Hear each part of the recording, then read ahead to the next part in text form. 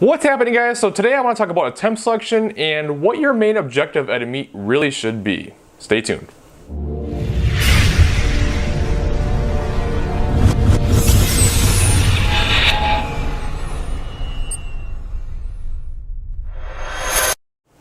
Alright, so I want to talk about this because I see it all the time, not only on YouTube, but in real life when I'm doing my meets, when I go to watch somebody else at a meet, I see people make the same mistakes over and over and over, and it just kills people and it kills their totals. So, you know, the first thing that I want to talk about is just take what's there.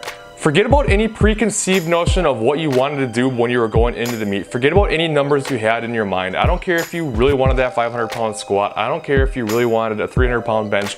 Whatever it may be, whatever number you had in your mind does not matter. You need to take what is there because you may not have it. Maybe you will. If it's there, take it. But if it's not, be smart and take what's there. So many people get caught up on trying to hit certain numbers and they miss them just because they're stubborn and they want to hit it, and they feel like if they don't hit this number that their meet's going to be no good, and it just doesn't make any sense. The main objective of a meet, honestly, is to obviously get the highest total you can possibly get, right? And what's the best way to get the highest total possible? Go 9 for 9, hit all of your lifts. And if you're missing lifts because you wanted to get a few extra pounds, even though you weren't sure it was there because you don't have it on that day, you're not going to have as good a total as you possibly could. So you need to be smart about it.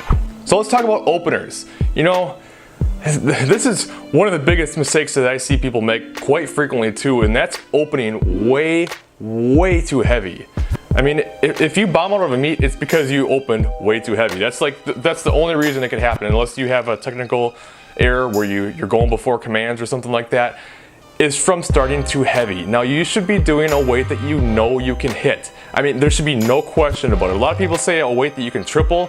I'm saying a weight that you can triple when you wake up with the fever and you had food poisoning and you can barely get out of bed. All right, you want to make sure you get on the board. So pick a weight that's light enough that you know you can hit and get on the board, and basically treat it almost like a warm-up into your next attempt, which would be like your first real attempt, so to speak. You know, that's just my opinion anyway. Just make sure you get on the board. Now that opener is going to probably tell you a lot about how things are feeling and how they're going to go, and you need to really pay attention to that because you should probably be mapping out roughly what you want to do ahead of time. I don't think it's a very good idea to just show up in a meet and just wing it and say, okay, well that felt okay, I'll do this. I think it's a good idea to have a preset kind of a schedule sheet or whatever of okay, this will be my opener, this will be my second attempt. If I feel good, it'll be this. If I feel okay, it'll be this. If I don't feel good, it'll be this. And you can have this so you kind of know what to expect, but you still need to kind of base things on how you're doing. I mean, if you're feeling like absolute garbage, drop down in weight. It's okay. Don't shoot for the stars just because you're at a meet and you feel like you should be capable of it. If it's not there, don't go for it. It doesn't make any sense. Again, the second attempt, I mean, you shouldn't be getting buried on a second attempt. If you're getting buried on a second attempt, you're going too heavy.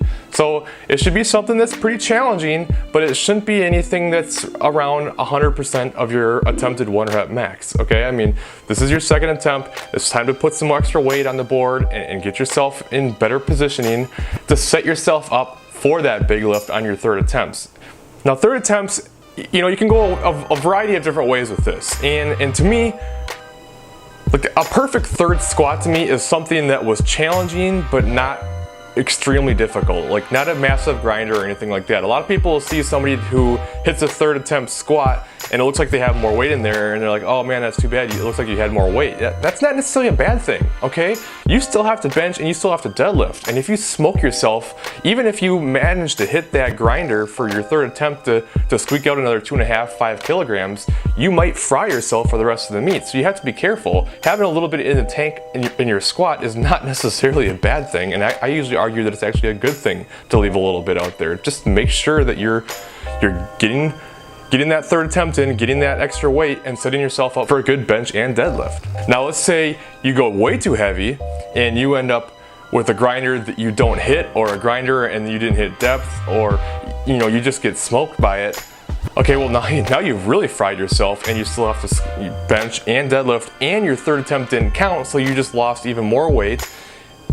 You've lost weight now, and you also are going to lose weight in the future, most likely from being tired. So you got to be careful with that. Now when it comes to bench, it's a little bit different. It doesn't wipe you out as much, but at the same time, it still kind of holds true. You know, there's nothing wrong with leaving it a little bit in the tank. To me, if there's ever a time that you really want to just let it rip and go for something, it's your third deadlift. But you still have to remember that you're potentially leaving weight on the platform. And like I said before, the best way to get the best total possible is to hit all your lifts. I like to take things a little bit conservatively with meets and just make sure that you're hitting your numbers and I can't stress enough just taking what's there. You know, my last meet, I had a horrible meet and I missed 3 lifts. And that was backed way off of what we had planned. I mean, I was planning on a 515 squat, a 330 bench, and I think 530 deadlift were my planned third attempts if everything felt well. I ended up attempting 30 pounds less on my last squat and got red lighted for depth. I ended up taking 15 pounds less on 10 pounds less on my last bench and missed it. And I took 25 pounds left on my last deadlift and missed it. So it's important to take what's there. You know, I had Ben Escrow doing my temp selection. He did a phenomenal job. I mean, he tried to give me what was there, and we tried to salvage what was a terrible day, and it just didn't work out. But you know what? I can look back and go, you know what? We tried to do everything we could to take what was there, and it just wasn't my day. But can't stress it enough. Start light enough that you can make sure you get on the board and don't go so heavy right away. Take what's there, even if you're not feeling good. Just go out there and have fun. You know, that's the main thing. You want to have fun, you want to take what's there and just have a good time. All right, so anyway, that's kind of my little bit of advice. I am sweating like crazy. This light works great. Man, it makes me sweat. So that's all I got. If you guys have any questions at all, if you want to talk about anything, post it in the comments below and I'll be sure to get back to you. Otherwise, I will see you in the next video.